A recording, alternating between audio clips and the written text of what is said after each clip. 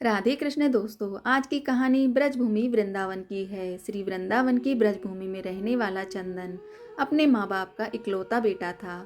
दिन भर वो ब्रज की भूमि में लोटपोट होता रहता, अपनी सखाओं के साथ अटखेलियाँ करता, सखाओं के साथ गैया चराने जाता। शाम होने पर यमुना जी में स्नान करके घर वापस आकर माँ बाप के चरण छूकर प्रसादी पाता। यही उसकी दिनचर्या थी। चंदन में धीरे धीरे ठाकुर जी के प्रति सखी भाव जागृत होने लगा।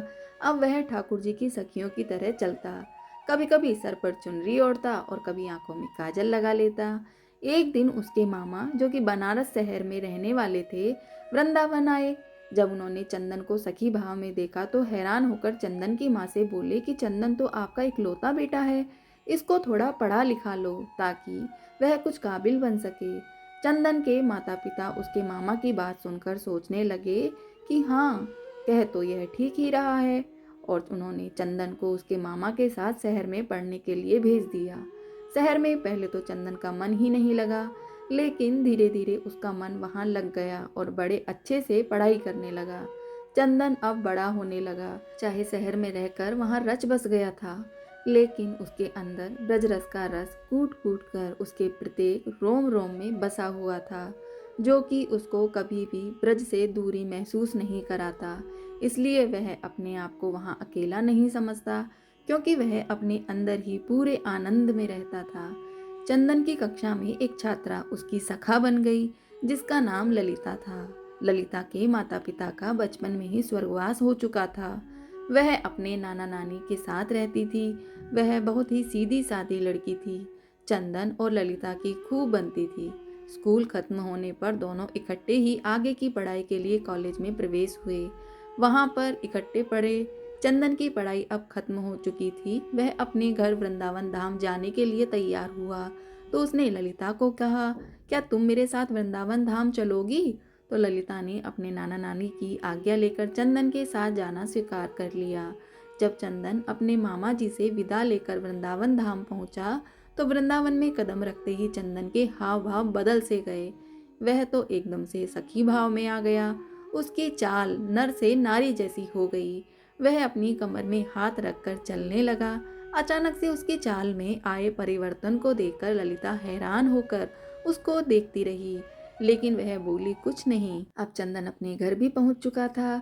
घर जाकर उसने अपने माता पिता के चरण छुए और ललिता के बारे में उनको बताया।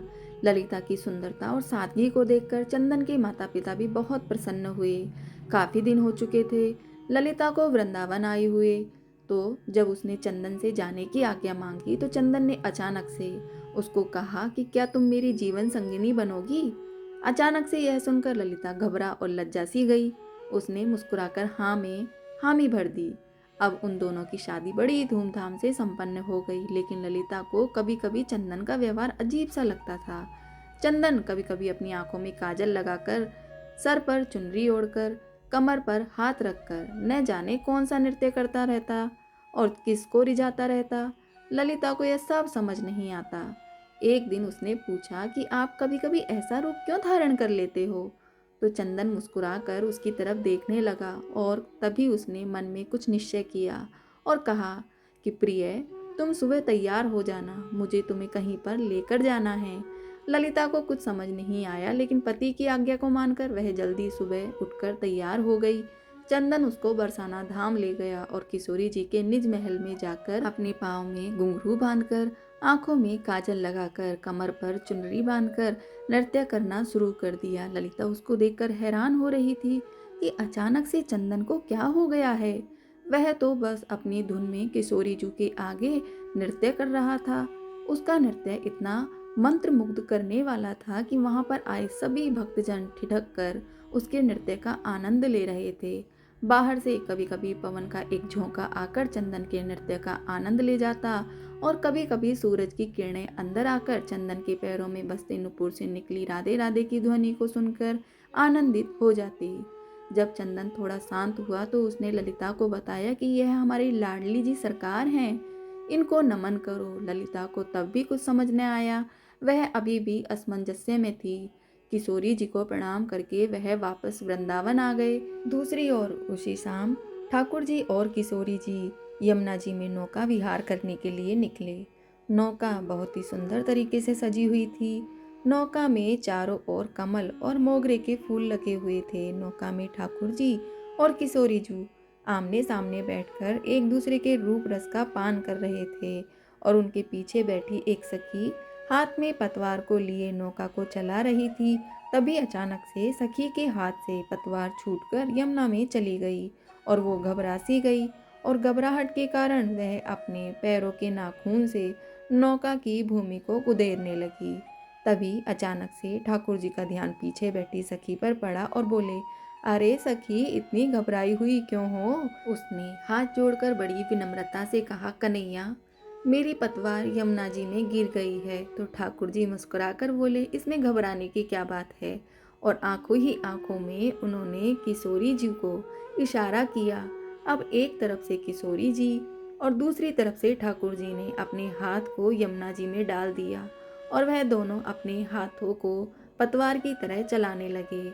झुकने के कारण किशोरी जी के सिर पर ओढ़ी चुनरी यमुना जी में भीग रही थी और उधर दूसरी तरफ ठाकुर जी के गले में पड़ा पीताम्बर यमुना जी में भीग रहा था। हाथों पर पीताम्बर और चुन्नी पर लगा इत्र यमुना जी में घुल मिल गया था। ठाकुर जी और किशोरी जी ने अपने हाथों से उस नाव को किनारे पर लगाया। अगले दिन ललिता की सास और ससुर चंदन के मामा के यहाँ कुछ काम से चले गए। अब घर में ललिता और चंदन अकेले थे। चंदन सुबह सुबह ही अपने काम पर चला गया और ललिता हाथ में मटकी को लेकर यमुना जी से जल भर कर ले आई। आज घर में कोई नहीं था, इसलिए जब ललिता ने मटकी में से जल को थोड़ा सा पिया तो उसमें इतनी अच्छी सुंदर इत्र की खुशबू को महसूस करके वह बहुत प्रसन्न से भर गई। धीरे धीरे उसने उस मटकी में से काफ़ी जल पी लिया और जब थोड़ा सा जल शेष बचा तो उसका ध्यान मटकी में पड़ा। तो वह क्या देखती है कि नौका में बैठकर विहार करते किशोरी जू और लाल जू नजर आ रहे हैं। ललिता घबराकर दीवार के सहारे टेक लगाकर खड़ी हो गई। उसको कुछ सूझ ही नहीं रहा था। मटकी से पिया हुआ जल धीरे धीरे अब उसके पूरे शरीर में फैल गया। उसकी आंखों में न जाने कैसे अश्रुधारा बहने लगी। इतने में चंदन बाहर से आया और अपनी पत्नी की ऐसी दशा देखकर उसने पूछा, प्रिय, क्या हुआ? ललिता के मुख से कुछ भी नहीं निकल रहा था, परंतु उसके होठ कुछ कहने के लिए फड़फड़ा रहे थे। सांस जोर जोर से चल रही थी, आंखों की पलकें हिल भी नहीं रही थी। चंदन ने जब उसको झिंझोड़ कर बार बार पूछा तो उसने मटकी की तरफ इशारा किया। चंदन ने जब मटकी की तरफ देखा तो उसको भी मटकी में ठाकुर जी और किशोरी जी की नौका विहार की छवि दिखाई दी। वह झूम झूम कर नाचने लगा और ललिता को पकड़कर उसने खींचकर जोर से अपने अंक में भींच लिया और कहने लगा, अरे प्रिय, आज तुझे ब्रज ने स्वीकार कर लिया है। आज तुझे मेरे श्यामजू ने स्वीकार कर लिया है। ललिता कुछ समझ नहीं पा रही थी और चंदन की तरफ देखी जा रही थी। तो चंदन ने उसको समझाते हुए कहा कि तुम्हारे कोई पुण्य कर्म थे जो तुझे ब्रज में कदम रखने का सौभाग्य प्राप्त हुआ, लेकिन ब्रज में कदम रखकर तुम्हें सुख प्राप्त जो हो रहा है उसको आनंद में बदलने के लिए तुझे किशोरी जी की आज्ञा की प्राप्ति जरूरी थी। इसलिए मैं तुझे बरसाना धाम ले गया था ताकि तुझे भी वहां पर किशोरी जी का आशीर्वाद प्राप्त हो। यह उन्हीं की कृपा की प्राप्ति है जो आज तुम्हें ठाकुर जी और किशोरी जी के नौका विहार के दर्शन इस मटकी में प्राप्त हुए हैं, क्योंकि आज तुझे ठाकुर जी और किशोरी जी ने अपना लिया है। जो यमुना जी का जल धीरे धीरे उसके शरीर में प्रवेश हुआ था, वह ठाकुर जी और किशोरी जी की कृपा की छलनी से उसके पाप नीचे बैठ गए और अब उसके पुण्य कर्म ऊपर थे। इसलिए ललिता को इस आनंद की प्राप्ति हो चुकी थी। ब्रज में तो हर कोई आता जाता रहता है और उसको सुख की प्राप्ति होती रहती है, लेकिन जिस पर ठाकुर जी व किशोरी जी की कृपा हो उसको सुख के साथ साथ ठाकुर जी के आनंद की भी प्राप्ति होती है। इसलिए हमें ठाकुर जी के मीठे आनंद को अपने रोम रोम में प्रवेश करा के उस आनंद से प्राप्त प्रेम की मृत तृष्णा को इतना बढ़ाएं कि वह प्रेम आंखों में निकलने वाले नमकीन अश्रुओं के द्वारा बहकर ठाकुर जी और किशोरी जी की मीठी कृपा से सरोवर हो सके। जय श्री राधे कृष्ण। दोस्तों, राधे गोविंद गोपाल, आपको कहानी कैसी लगी कमेंट में ज़रूर बताएं।